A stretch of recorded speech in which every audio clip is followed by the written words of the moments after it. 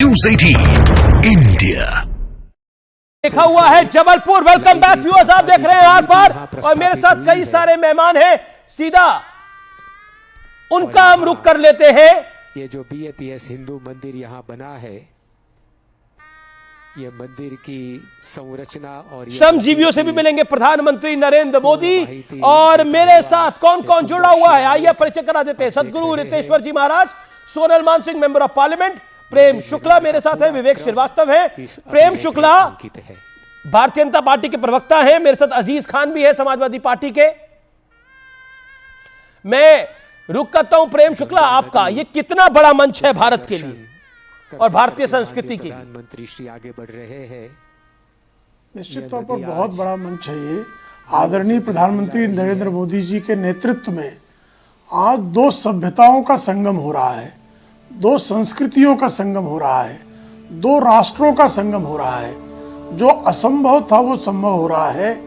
एक इस्लामी राष्ट्र में जिस तरह से सनातन की परंपरा का स्वर्णिम काल का जो उदय हुआ है, जिस तरह से वहाँ भव्य दिव्य मंदिर का निर्माण और लोकार्पण हो रहा है, जिस गरिमा के साथ जो है वहाँ के शेख ने मंदिर के लिए जिस तरह से उन्होंने भूखंड आवंटित किया और जिस तरह से वहाँ अत्यंत रिकॉर्ड समय में जो है मंदिर का लोकार्पण हुआ, वो भारतीय संस्कृति और संयुक्त अरब अमीरात की संस्कृति के संगम का स्वर्ण काल है। यह निश्चित तौर पर मानवता, भारतीयता और सौहार्द संस्थापित करने का एक स्वर्ण काल है ये। विवेक श्रीवास्तव, भारतीय संस्कृति का ये स्वर्ण काल है, इसका आनंद तो आपको भी हो रहा होगा। नहीं, देखिए 1958 में पहला मंदिर दुबई में बना था, हिंदू मंदिर, और नेहरू जी ने जाकर के ना तो वीडियो ऑप्स कराए थे, ना फोटो ऑप्स कराए थे, और ना ही जो है उसका इतना कोई प्रसारण किया था। स्वामी रितेश्वर जी महाराज स्पिरिचुअलिटी की बात कर रहे थे। आध्यात्म स्पिरिचुअलिटी में और रूढ़िवादिता में, रिचुअल्स में बहुत बड़ा फर्क होता है। प्रेस फ्रीडम के इंडेक्स में आपकी रैंकिंग 161 है।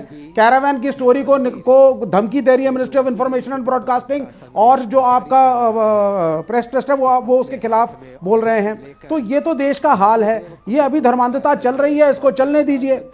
जिस दिन ये धर्म की अफीम उतरेगी आप और क्यों परेशान है? मतलब मैं जानने की कोशिश कर रहा हूं कि भारत की सनातन संस्कृति को ग्लोबल पहचान अगर मिल रही है, विश्व इसका डंका मान रहा है, तो आपको परेशानी क्या है?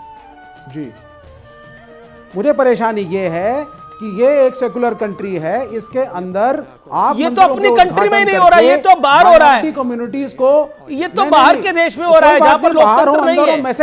मैसेज और टाइमिंग सारा इलेक्शन को लेकर के है।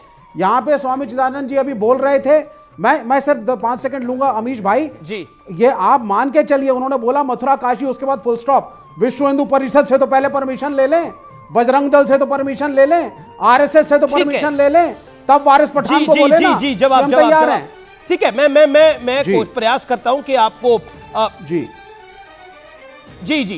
मैं प्रयास करता हूं कि आपको जवाब प्रेम शुक्ला से दिलवाऊं। प्रेम शुक्ला 30 सेकंड में जवाब।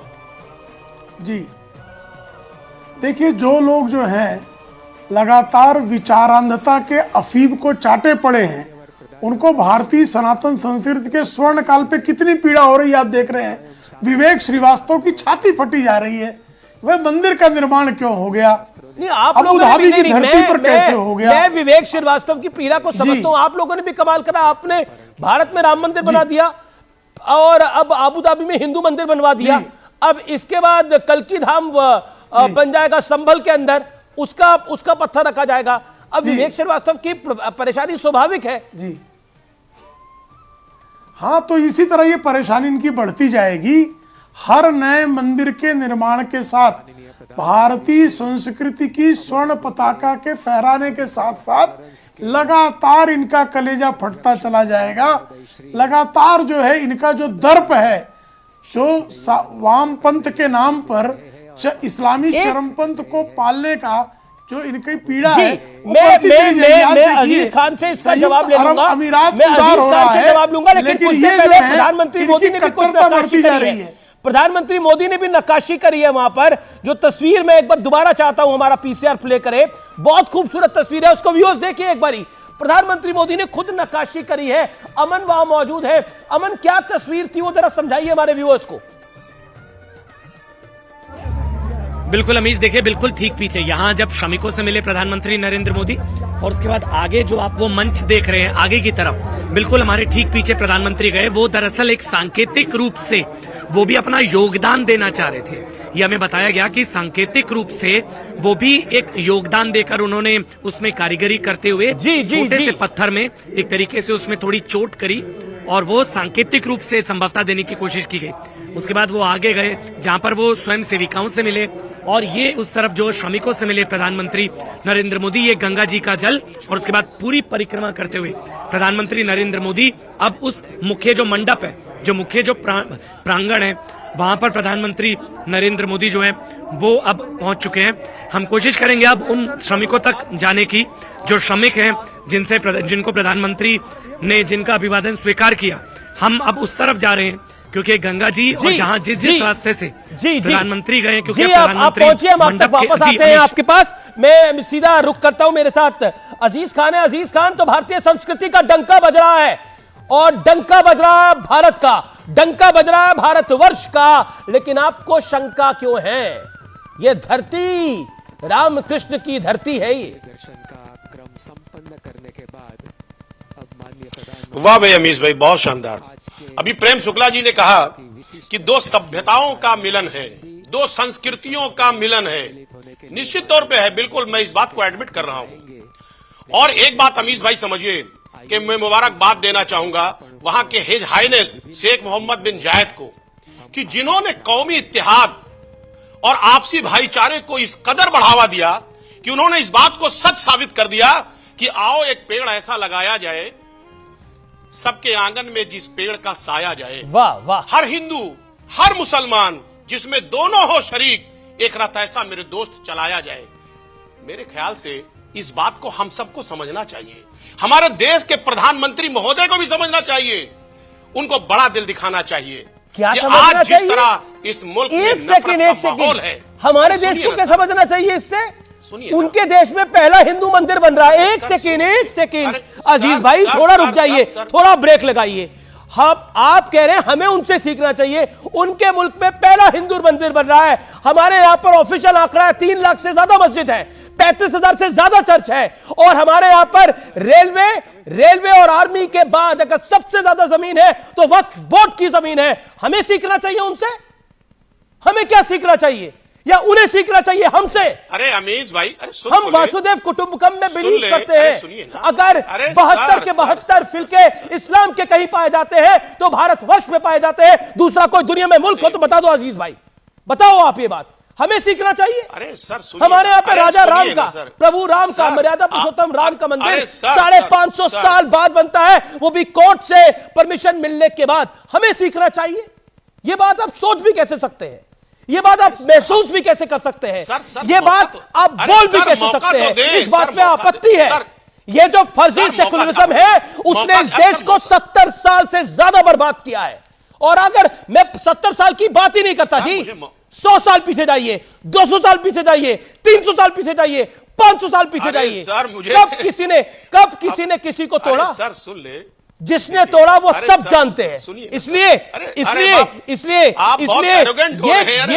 ये बोलने का गुनाह ना करें, ये गुनाह है मेरी नजर में। जब आप बोलते हैं भारत को सीखना चाहिए। सुन तो ले सर, सुने ना। अरे सर सुनिए ना सर, इस मुल्क की सुनिए ना, इस मुल्क की खूबसूरती है वसुधैव कुटुंबकम।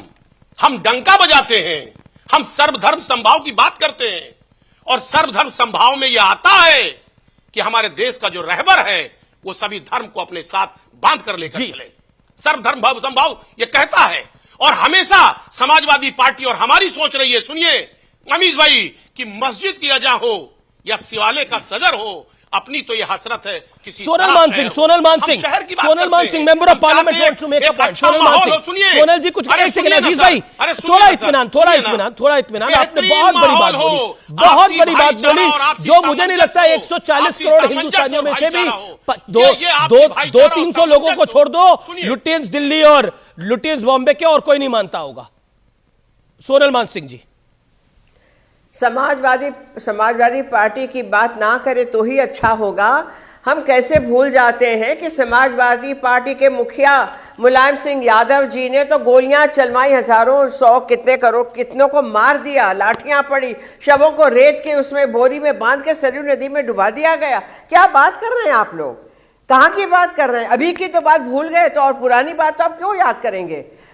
500 वर्ष पहले, 1000 वर्ष पहले जब आपका इस्लाम आया, मैं आपका इसलिए कह रही हूं कि इस्लाम इस धरती से नहीं उठा है। जैन धर्म में बुद्धिस्ट आए, यहां पर बुद्धिस्ट यहां से उठा है, बुद्ध यहां के, जैन यहां के, सनातनी यहां के, सिख गुरु यहां के, पारसी भी आए तो यहां दूध में चीनी की तरह मिल गए। क्या इस्लाम मिल गया?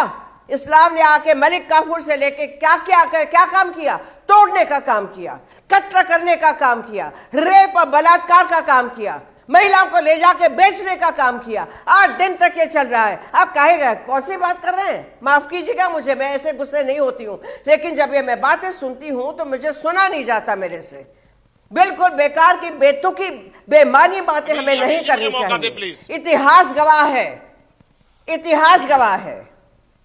ओके अजीज भाई बोलिए आप। देखिए मैडम गुस्सा हो रही हैं। अरे यही इस मुल्क की खूबसूरती है कि आपस में मिल के रहो, और ये समाजवादी पार्टी का संदेश रहा है। लेकिन हम कहना चाहते हैं कि जो आपस में नाइत्तेफाकियां पैदा की जा रही है, भाई से भाई को जुदा करने की कोशिश की जा रही है, ये देश को तोड़ रहा है। ये नहीं होना चाहिए। ये समाजवादी पार्टी की सोच है। और आज तमाम बातें हो रही हैं, बड़ी बड़ी बातें हो रही हैं।